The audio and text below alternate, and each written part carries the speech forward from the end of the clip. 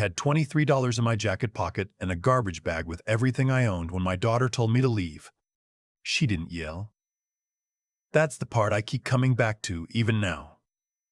She didn't raise her voice. She stood in the doorway of the kitchen. The kitchen of the house I'd lived in for 31 years. The house where I'd painted her bedroom twice because the first color wasn't quite right. And she said very calmly, "Dad, this isn't working anymore." Her husband was sitting at the table behind her, not looking at me, just staring at his coffee. I was 66 years old. My wife had been gone 14 months. I want to be honest about what happened in the first few hours because I think people gloss over this part. You don't immediately become brave. You don't think about fighting back or starting over or any of that. You stand on the sidewalk in front of your own house with a garbage bag at your feet, and you just try to breathe. It was October in Sudbury, Ontario. The maples had already turned, and the wind had that particular sharpness that tells you winter isn't far. I stood there for probably 10 minutes before I started walking, because I genuinely didn't know which direction to go. I had $23. My pension direct deposit wasn't due for another 9 days. My daughter had added herself to my bank account the previous spring. Just to help you manage things, Dad, since Mom passed, and I found out, standing at the ATM on LaSalle Boulevard, that the balance was $14.11. I didn't understand it at first. I stood there putting my card in and taking it out, thinking the machine was broken. It wasn't broken. I'm not going to say what I felt at that moment because I don't have the words for it exactly. Betrayal sounds too dramatic for what was, in some ways also, just confusion. I kept thinking, she was such a good kid. She was the kind of child who drew pictures of our family and taped them to the fridge. She had a hamster named Biscuit. When did this happen? When did we become this? I slept the first 2 nights on the bench inside the Sudbury bus terminal on Elm Street. It's warm in there, and no one asked me to leave if you weren't bothering anybody. I ate a gas station sandwich on the first night and rationed a box of crackers from a dollar store through the second day. I had a flip phone, an old one I used mostly to call my daughter, the irony of which was not lost on me, and I spent an evening sitting on that bench trying to think of who I could call who wasn't somehow connected to her. The friends I'd had before were mostly couples friends, the kind you accumulate over a long marriage. After my wife passed, those friendships had already begun to thin in the way they do when you're suddenly the odd number at the dinner table. I had one old friend, a man I'd worked with at the Falconbridge smelter 20 years ago before we'd both retired, and I called him on the third morning. He didn't pick up. I left a message that probably sounded strange because I didn't know how to explain my situation in a voicemail. He called back 4 hours later. He met me at a Tim Hortons on Notre Dame Avenue and bought me breakfast without making a performance of it, which I appreciated. He listened to the whole thing. When I finished, he was quiet for a moment. And then he said, "Do you know they still do those tax sale listings online? Municipal ones, I mean. Properties with back taxes owing." I didn't know what he was talking about. He pulled out his phone, showed me. The city of Greater Sudbury publishes a list of properties with unpaid taxes that go to public auction. Some of them, he said, go for almost nothing. Not the good ones, but the ones nobody else wants. We sat there for another hour going through the listings together on his phone. Most were genuinely beyond hope. Remote land parcels, properties with environmental flags, things that would have required far more than I had or could ever get. But one listing kept pulling my eye back. A small residential property in Chelmsford just west of the city. A house, or what had been a house. The listing noted significant structural concerns and property to be sold as is. The opening bid was set at the amount of the outstanding tax arrears, $1,100. I had $23. My old friend looked at me across the table. I could see him doing the math in his head. He said, "I could lend you some, not a lot, and you'd need to show up in person." I want to be careful here about how I describe what happened next because I don't want it to sound more cinematic than it was. He lent me $1,200. He wrote me a check right there in Tim Hortons on Notre Dame Avenue and told me I could pay him back whenever, and if I couldn't, that was okay too, because that's the kind of man he is. I cashed it at his branch that afternoon. The auction was 2 days later at the municipal offices. I'd been sleeping on my friend's couch by then, eating his groceries, which he pretended not to notice. I showed up in my cleanest shirt. There were 7 other people there for various properties. For the Chelmsford house, I was the only bidder. I paid $1,140 for a house. I drove out to see it that same afternoon. I used the word house loosely. The roof had partially collapsed on the rear section. Every window was broken. Something, weather, teenagers, time, had taken the front door clean off its hinges, and it was lying in the weeds beside the porch. Inside, the floors were warped and black with moisture damage in 3 of the 4 rooms. There was a smell that I won't describe in detail. I stood in the middle of what had been the living room and I thought, this is mine. That was the first moment since my daughter said this isn't working anymore, that I felt something other than the particular cold numbness of a man who has had the ground removed from under him. This was mine. I didn't move in right away. That would have been dangerous and also genuinely impossible.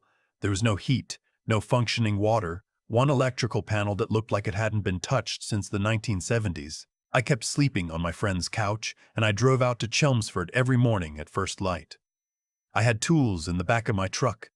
I'd always kept a decent set of hand tools, a habit from years of maintaining a house. And I started with what I could do for free. I pulled the rotted boards. I cleared the debris from the collapsed section of the roof.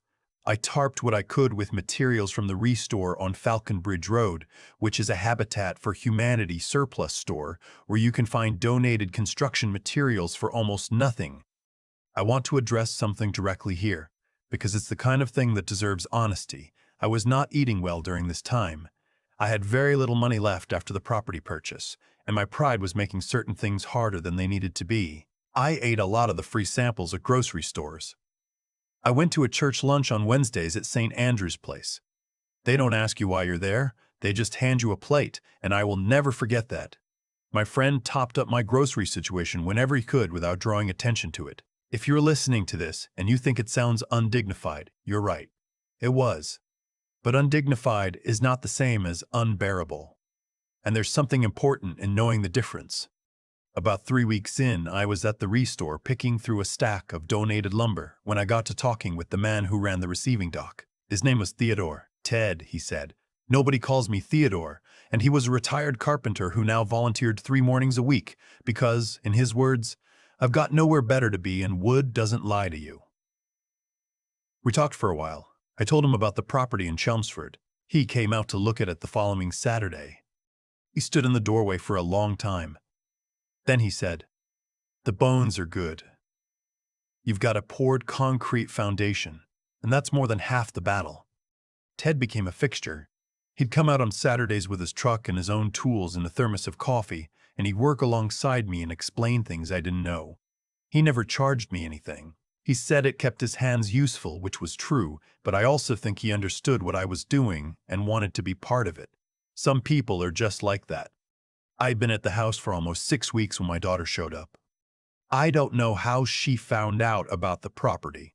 I hadn't told anyone except my friend, and I know he wouldn't have said anything. My best guess, later confirmed, is that my son-in-law looked up the municipal tax sale records, their public documents, and searched my name. He's a methodical man. I'd never found a good use for that quality before, but I understood it now. She drove up on a Tuesday morning when I was alone there, Ted having come the Saturday before and not yet returned. She parked her car on the road and walked up the path I'd cleared through the weeds, and she stood there looking at what I'd done. The new tar paper on part of the roof, the window openings I'd started boarding up against the weather, and her face did something I couldn't quite read. Not guilt exactly, or if it was guilt mixed with something harder. She said she was worried about me. She said she wanted me to come home. I asked her to check the balance of my bank account, the one she'd been helping me manage. She looked away. I told her I knew. I told her I didn't want to fight about it, but that I needed her to understand something. I was not going back. This house was mine. I was going to make it livable. And when it was, I was going to live in it. and she was going to need to make a decision about what kind of relationship she wanted us to have, because I wasn't going to be made to feel like a problem to be managed in my own remaining years. I kept my voice level the whole time. I surprised myself. She left without saying much. I thought that might be the end of it. It wasn't. About 2 weeks after her visit, I went out to the truck one morning and found the front 2 tires had been let down.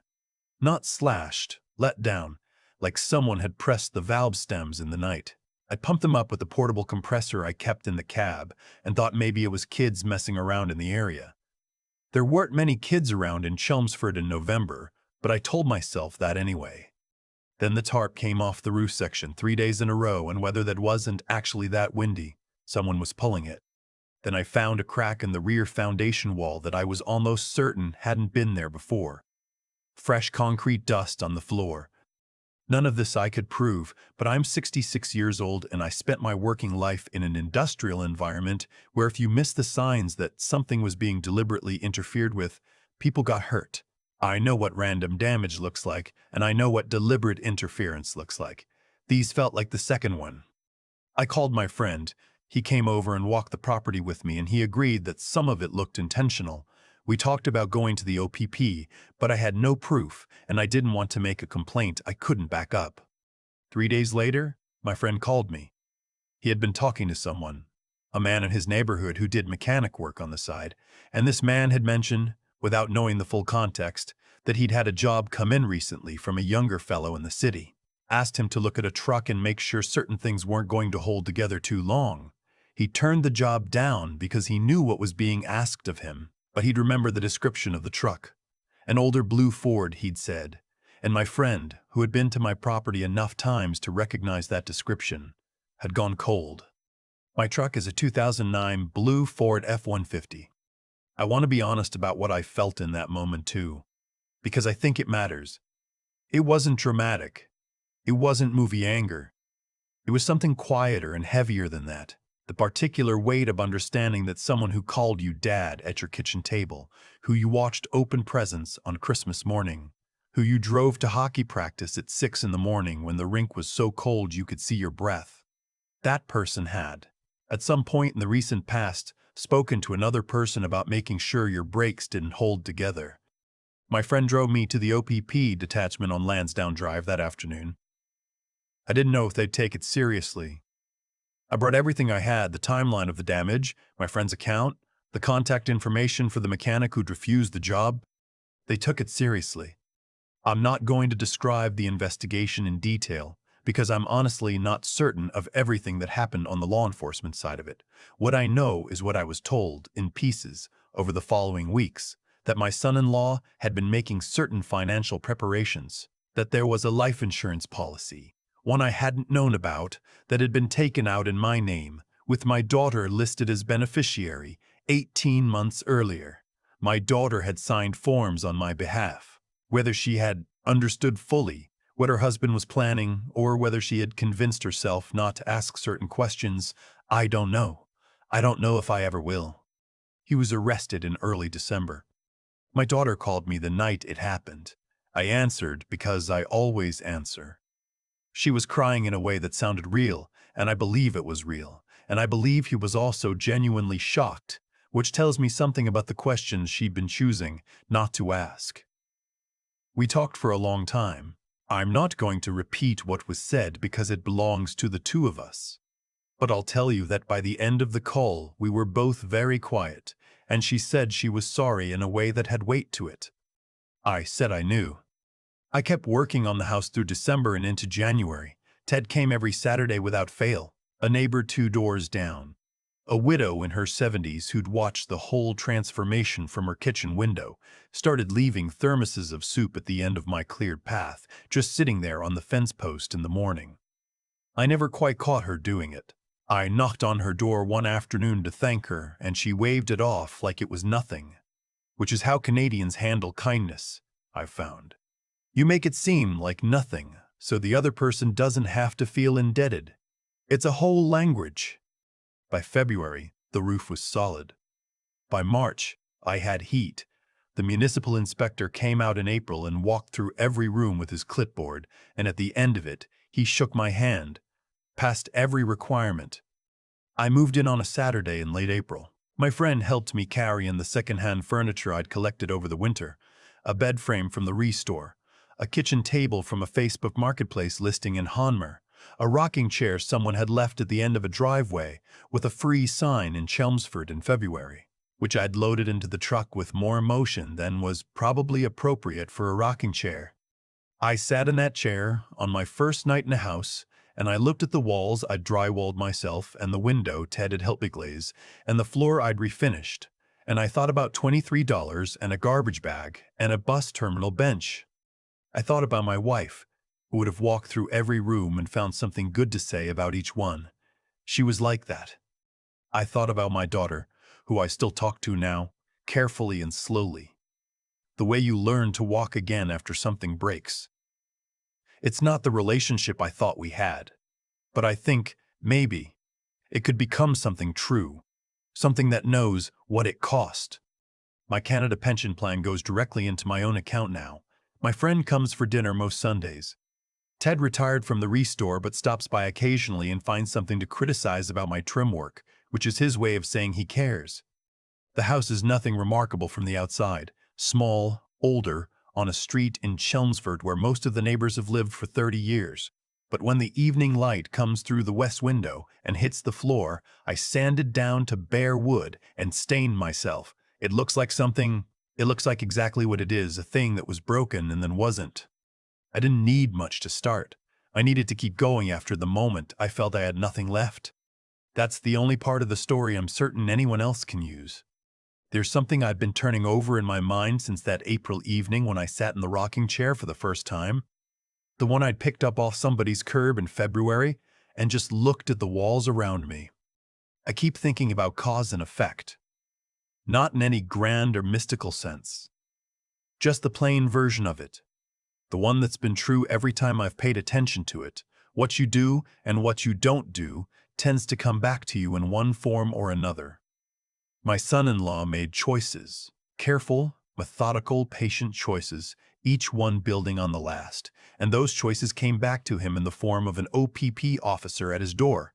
My daughter made choices too, smaller ones maybe, or ones she'd convinced herself weren't really choices at all, and those came back to her in the form of a phone call on a cold December night, crying in a way that I think surprised even her. I made choices too. I want to be honest about that part. When I found out what had been taken from my account, I could have made it ugly. When my daughter came to the property in Chelmsford and stood there looking at the tar paper on the roof, I could have said things I can't unsay. I didn't. Not because I'm a particularly patient man by nature. I'm not. But because I understood, somewhere in the part of you that knows things before you've reasoned them out, that the only way forward was to stay clear-headed about what actually mattered. The house, the work, what I was building, and why. Ted used to say that wood doesn't lie to you. I've thought about that a lot. What he meant, I think, is that the material tells you the truth about what you've done with it. You cut it right or you cut it wrong. You've respected it or you haven't. There's no room for a convincing story about why the joint doesn't fit. It either fits or it doesn't. People are harder to read than wood. But I think the same principle applies, eventually. You can tell a convincing story for a while. You can manage the impression others have of you, especially people who love you and want to believe the best. But over time, what you've actually done with your integrity tends to show. The joint either fits or it doesn't. What I learned, what I keep relearning, honestly, is that getting through something like this requires three things working together, and you can't substitute one for another. You need to keep your judgment clear when everything in you wants to go cloudy with anger or grief. That takes a kind of discipline I hadn't expected to need at 66. You need to actually understand your situation well enough to make good decisions in it. Not wishful ones, not fearful ones. And that means being honest with yourself about what you have and what you don't have, what you know and what you're assuming. And you need to keep going on the days when going on seems genuinely pointless, when the roof is tarped and the floor is black with moisture and you're eating church soup. because your own daughter emptied your account. None of those things is dramatic. None of them makes a good speech. But they're the ones that got me to April. To the rocking chair. To the floor. I stained myself. To the evening light coming through the west window. I didn't need much. I needed to be the kind of man who could be trusted. By Ted, by my old friend, by the neighbor who left soup on the fence post without asking for anything back. That trust wasn't given to me. I'd built it, quietly, over a long time. And when I needed it, it held. The house held too. Ted was right about the bones.